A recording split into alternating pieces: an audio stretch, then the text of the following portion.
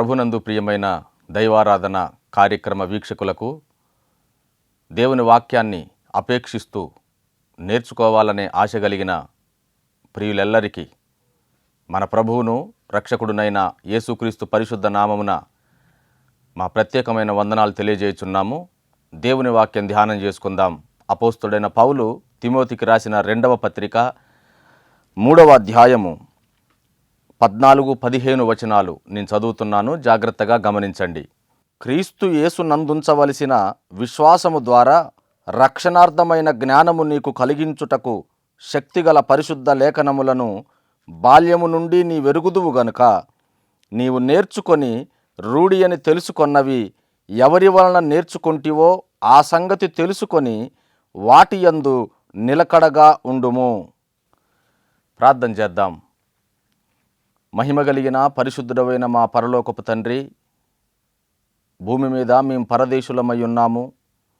మీ ఆజ్ఞలను మాకు మరుగు చేయకుండా మేము నడవవలసిన త్రోవను అనుదినము మాకు బోధిస్తూ మాపై దృష్టి నిలిపి మాకు ఆలోచన చెప్తూ మమ్మల్ని ముందుకు నడిపిస్తున్నందుకు కృతజ్ఞతాస్తుతులు చెల్లిస్తున్నాం. దేవా, ఈ సమయమున మీ వాక్యమును మేము ధ్యానించబోతుండగా మీరు మాతో మాట్లాడుమని, నీ స్వరమును మాకు వినిపించుమని, నీ ధర్మశాస్త్రమునందు ఆశ్చర్యకరమైన సంగతులను చూచునట్లు మా కన్నులు తెరువుమని యేసు పరిశుద్ధమైన దివ్యనామమున ప్రార్థించి వేడుకుంటున్నాం పరమ తండ్రి. ఆమెన్. పౌలు భక్తుడు తిమోతికి లేఖ రాస్తూ అంత్యదినాలను గూర్చినటువంటి విషయాలను స్పష్టంగా రాశాడు. 1 తిమోతి పత్రిక 3వ అధ్యాయములో ఇలాగు చెప్పాడు.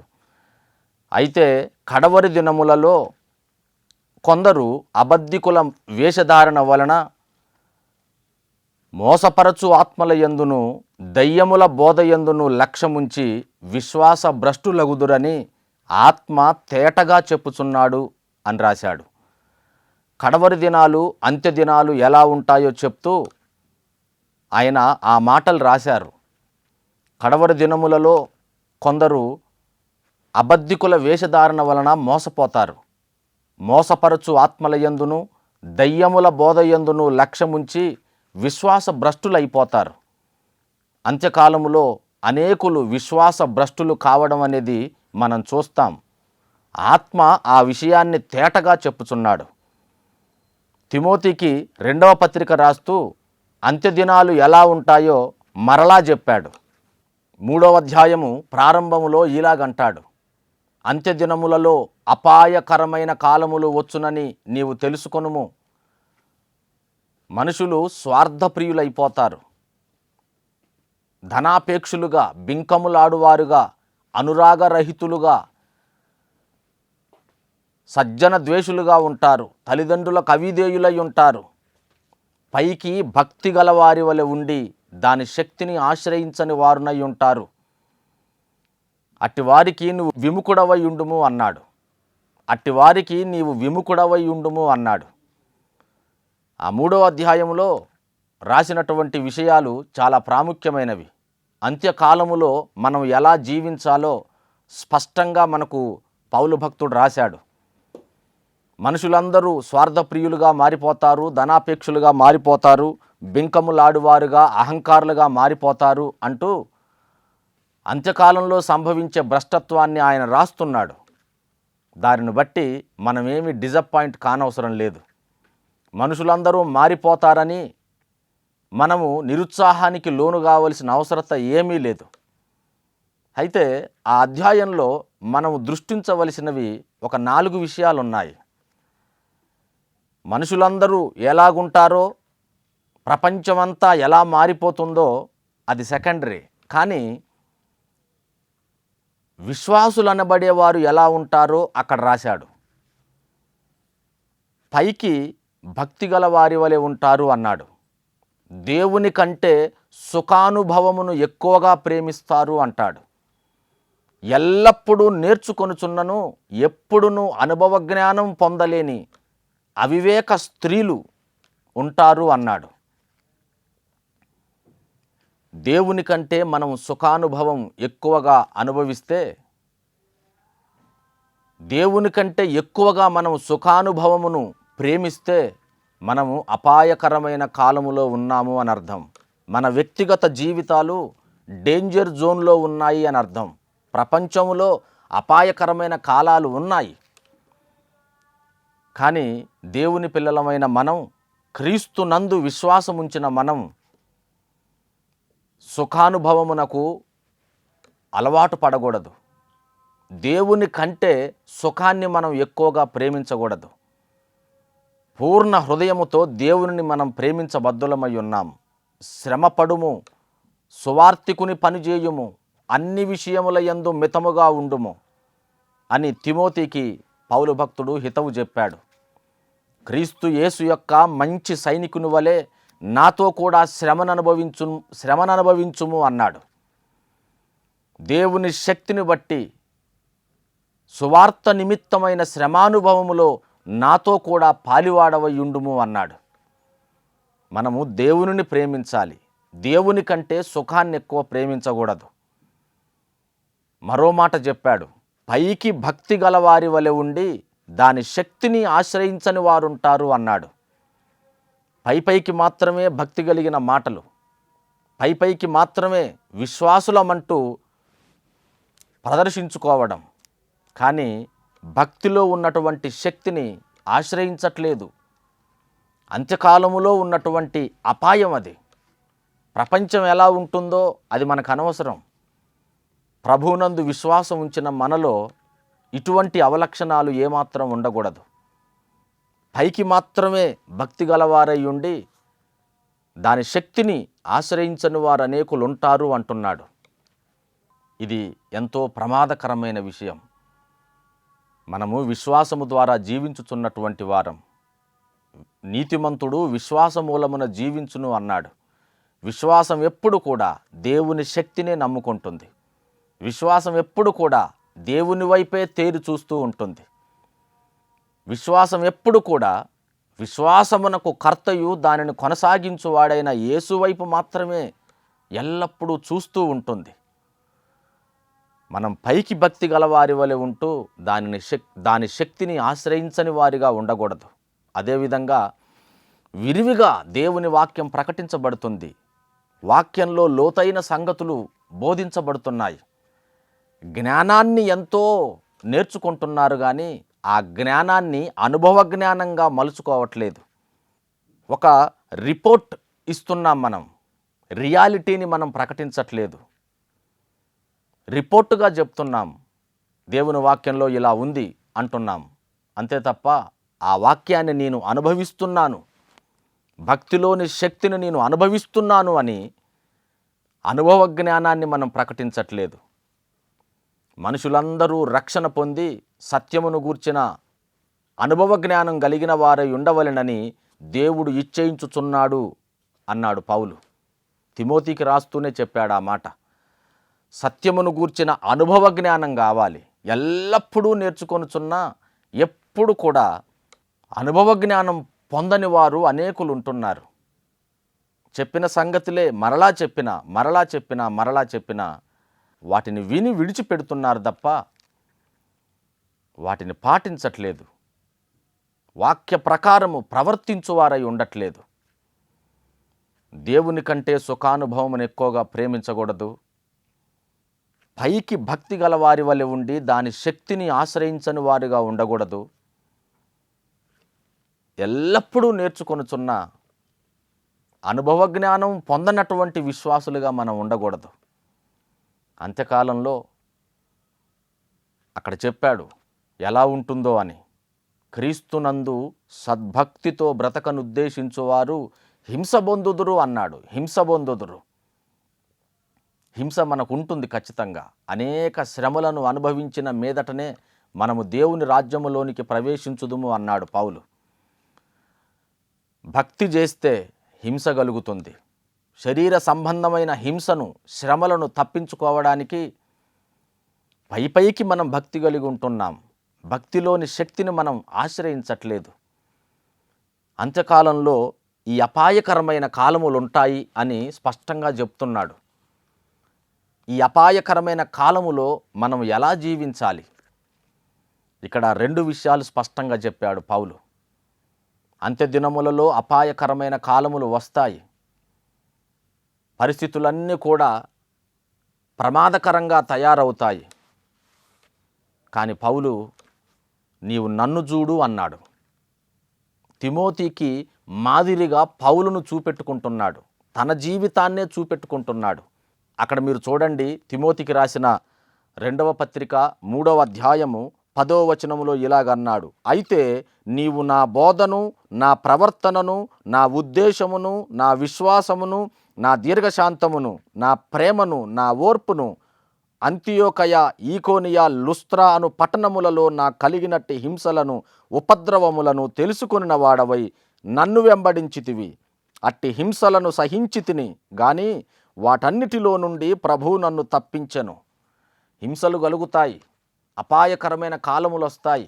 తిమోతి, నన్ను చూడు, నా కలిగిన హింసలన్నిటినీ నేనెంత ఓపికగా భరించానో, నా ఉద్దేశం ఏంటో, నా బోధ ఏంటో, నా ప్రవర్తన ఎలా ఉందో, నా విశ్వాసం ఎలా ఉందో తిమోతి నా వైపు చూడు అంటున్నాడు. ఈ అపాయకరమైన కాలములో మనం సరిగా విశ్వాసములో నిలబడాలి అనంటే ప్రభు అయిన యేసుక్రీస్తును అనుసరిస్తున్నటువంటి దైవజనుల వైపు మనం చూడాలి. మేము క్రీస్తును బోలి నడుచుకొనుచున్నట్టుగా మమ్మును బోలి నడుచుకొనుచున్న వారిని గురిపెట్టు చూడుడి అన్నాడు. దైవజనుల వైపు మనం చూడాలి. మాదిరికరమైన దైవజనులు అనేకులున్నారు. విశ్వాసము నిమిత్తం హింసపడుతున్న వారు అనేకులున్నారు. నీతి నిమిత్తం హింసపడుతున్న వారు అనేకులున్నారు. మనకు 2 రకాల మాదిరికరమైన సేవకులు ఉంటారు. ఒకటి, కొందరిని చూస్తే సేవ ఎలా చేయకూడదో మనం నేర్చుకుంటాం. 2వ రకపు మాదిరి, కొందరిని చూస్తే సేవ ఎలా చేయాలో మనం నేర్చుకుంటాం. వారు పౌలును బోలు నడుచుకునేవారు. వారిని మనం గురిపెట్టు చూడాలి. అప్పుడే ఈ అంత్యకాలంలో మనము భక్తిలోని శక్తిని ఆశ్రయించగలం. వారిని అనుసరించాలి మనం. తిమోతికి చెప్తున్నాడు, నా వైపు చూడు, నేనెలా హింసలన్నిటినీ సహించానో, నేనెలా సువార్త నిమిత్తమైన శ్రమానుభవములో పాలివాడనై ఉన్నానో నా వైపు చూడు అంటున్నాడు. ఈ కాలంలో ఆ మాటలు చెప్పగలిగిన దైవజనులు కావాలి. అలాంటి దైవజనుణ్ణి నీవు అనుసరిస్తూ ఉన్నట్లయితే, అలాంటి దైవజనులను నీవు గురిపెట్టి చూస్తూ ఉన్నట్లయితే నీవెంతో ధన్యుడవు. నెంబర్ 1, అపాయకరమైన ఈ అంత్యకాలములో విశ్వాసములో మనం ఎలా నిలబడి ఉండగలమంటే పౌలు లాంటి బోధకుల వైపు మనం జాగ్రత్తగా చూడాలి. వారిని మనం అనుసరించాలి. నెంబర్ 2, లేఖనాల యందు మనం నిలకడగలిగి ఉండాలి. క్రీస్తు యేసునందుంచవలసిన విశ్వాసము ద్వారా రక్షణార్థమైన జ్ఞానము నీకు కలుగునట్లు, రక్షణార్థమైన జ్ఞానమును నీకు కలిగించుటకు శక్తిగల పరిశుద్ధ లేఖనములను బాల్యము నుండి నీ వెరుగుదువు గనుక వాటిని ఎవరి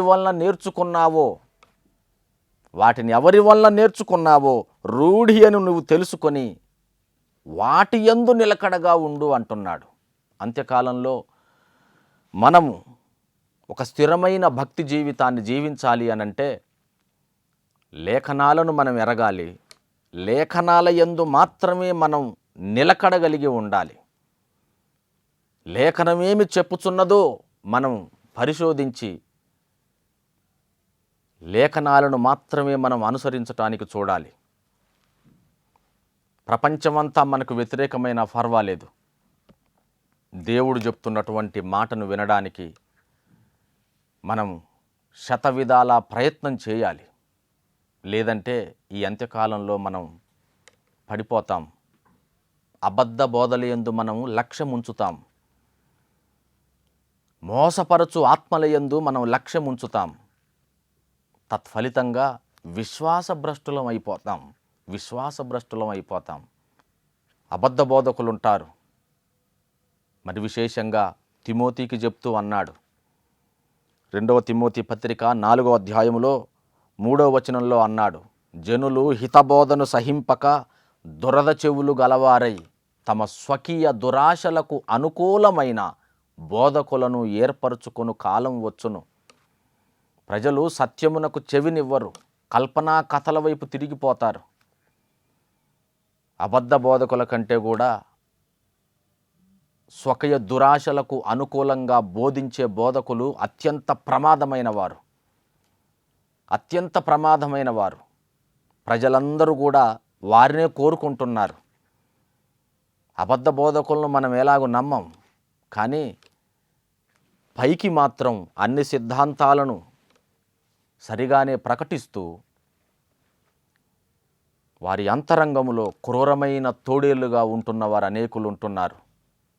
గొర్రెలను చీల్చుకొని తినాలనే ఆశ కలిగిన వారు అనేకులు ఉంటున్నారు.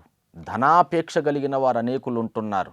కయీను లాంటి బోధకులు, బిలాము లాంటి బోధకులు అనేకులు ఉంటున్నారు. వారి వైపు నువ్వు చూస్తే, వారి బోధలను నువ్వు అనుసరిస్తే విశ్వాస భ్రష్టుడవైపోతావు. ఆత్మ తేటగా చెప్తున్నాడు. స్వకీయ దురాశలకు అనుకూలమైన బోధకులను ఏర్పరచుకుంటున్నారు జనులు. ఇది నిత్యత్వానికి సంబంధించిన విషయం అండి. చాలా సీరియస్గా ఆలోచించాల్సిన విషయం. ఏదో ఒక సంఘములే, ఎవరో ఒక బోధకుళ్ళే అని నిర్లక్ష్య వైఖరితో ఏమాత్రం ఉండకూడదు. పౌలు లాంటి బోధకులను, ప్రభువు కొరకు హింసలను అనుభవించే వారిని, ప్రభువు పక్షాన నిలబడే వారిని మీరు కనుగొనండి. లేఖనాలను పరిశోధించాలి, వాటి యందు నిలకడగా ఉండాలి, సత్యమునకు మాత్రమే చెవినివ్వాలి. మత్తయి సువార్తలో యేసు ప్రభువారు పలుమార్లు పలికినటువంటి మాట ఒకటి ఉంది. ఏంటా మాట అంటే, ఆ లేఖనమును మీరెన్నడూ చదవలేదా అంటూ పాత నిబంధన లేఖనాలను గూర్చి ఆయన ప్రజలను ప్రశ్నించాడు. దేవుడు మనకు రాసిచ్చాడు లేఖనాలను. వీటిని మనం చదవకపోతే ఎలా? మోసపోతాం. అబద్ధ బోధల యందు మనం దృష్టి పెడతాం. లేఖనాలను మనం పరిశోధించాలి. యాకోబు అన్నాడు, తాను సృష్టించిన వాటిలో మనము ప్రథమ ఫలముగా ఉండునట్లు సత్యవాక్యము వలన తన సంకల్ప ప్రకారం ఆయన మనల్ని కనెను. మన జన్మే వాక్యము వలన, మనం వాక్యం ద్వారా పుట్టింపబడ్డాం. పేతురు భక్తుడు అంటాడు, మీరు క్షయ బీజము నుండి కాక శాశ్వతమగు జీవము గల అక్షయ బీజము మూలమున పుట్టింపబడిన వారు అన్నాడు. మనం పుట్టిందే దేవుని వాక్యం వలన. రక్షణలో మనం ఎదగవలసినది కూడా దేవుని వాక్యం వలననే. పేతురు మొదటి పత్రిక 2వ అధ్యాయంలో అంటాడు, ప్రభువు దయాళుడని మీరు రుచి చూచి ఉన్న ఎడల సమస్తమైన అసూయను, దుష్టత్వమును, వేషధారణను, కపటమును మాని క్రొత్తగా జన్మించిన శిశువులను బోలిన వారై నిర్మలమైన వాక్యమును పాల వలన రక్షణలో ఎదుగు నిమిత్తము ఆ పాలను అపేక్షించుడి అన్నాడు. మనం రక్షించబడింది వాక్యం ద్వారా. మనము రక్షణలో ఎదగవలసింది కూడా వాక్యం ద్వారానే. లేఖనాల యందు మనం అపేక్ష కలిగి ఉండాలి. వాటిని మనం బహుగా ధ్యానించాలి. మీరు లేఖనములను కానీ దేవుని శక్తిని కానీ ఎరుగకయే పొరపడుచున్నారు అన్నాడు ప్రభువు. మనం లేఖనాలను ఎరగట్లేదు, మనం దేవుని శక్తిని ఎరగట్లేదు. అందుకే మనం అనేక విషయాల్లో పొరపడుతున్నాం, తొట్టిల్లుతున్నాం. రక్షణార్థమైన జ్ఞానమును కలిగించుటకు శక్తి కలిగినవి లేఖనాలు.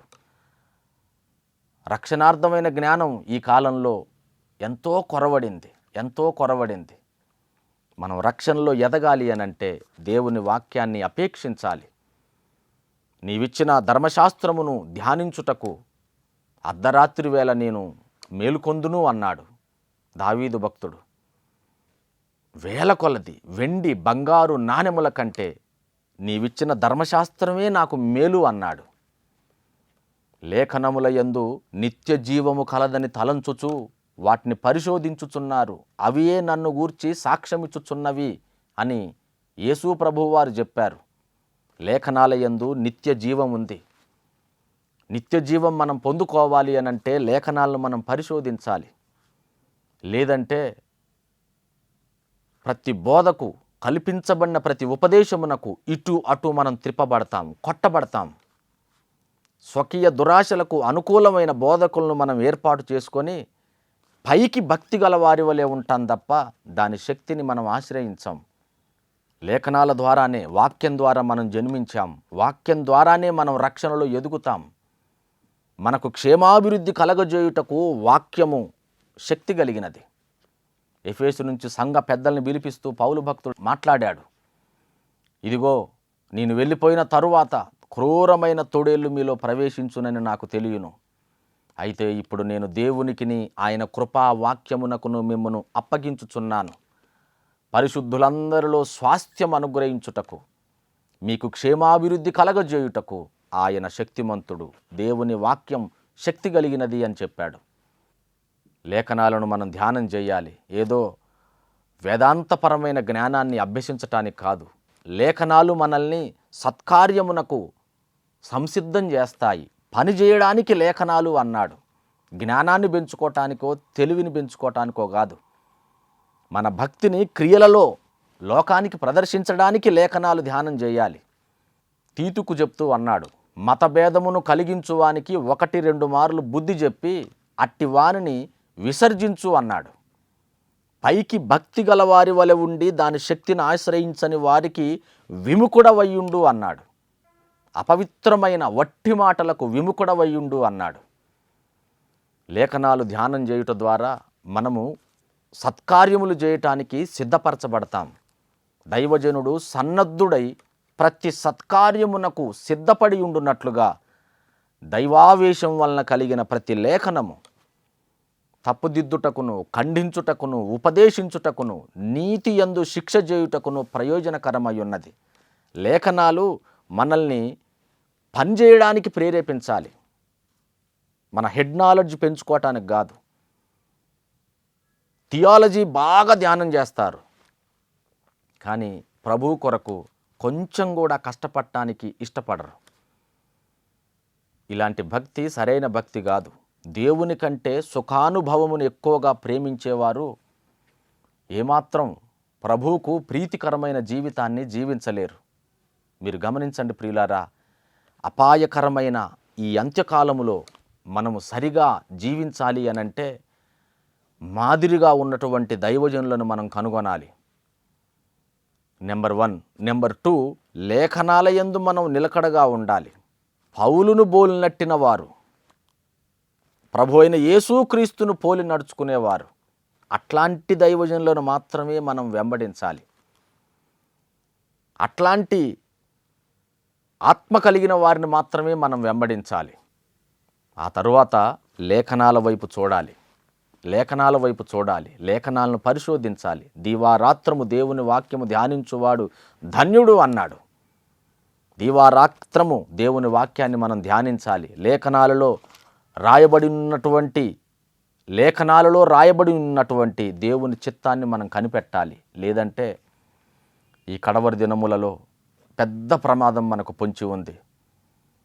కొందరు వేషధారులు వస్తారు. ఆ మోసపరిచే ఆత్మలయందు, దయ్యముల బోధయందు మనం లక్ష్యముంచి విశ్వాస భ్రష్టులం అయిపోతాం. లేఖనాలను పరీక్షించండి, పరిశోధించండి. యేసు ప్రభువారు చెప్తున్న మాట మరలా జ్ఞాపకం చేస్తున్నాను. మీరు లేఖనములను కానీ దేవుని శక్తిని కానీ ఎరుగకయే పొరపడుచున్నారు. గమనించండి, ఈ అంత్యకాలంలో ప్రభు కొరకు నమ్మకంగా, యథార్థంగా మనం జీవిద్దాం. మనుషులందరూ ఎలాగైనా ఉండని కాక క్రీస్తునందు మనం సద్భక్తితో బ్రతకనుద్దేశం కలిగి సువార్త నిమిత్తమైన శ్రమానుభవములో పాలివారమై ఉందాం. మాదిరికరమైన దైవజనులను కనుగొనండి. లేఖనాలయందు నిలకడగా ఉండండి. అట్లాంటి మంచి కృప పరిశుద్ధాత్మ దేవుడు మీకు అనుగ్రహించునుగాక. Amen, amen.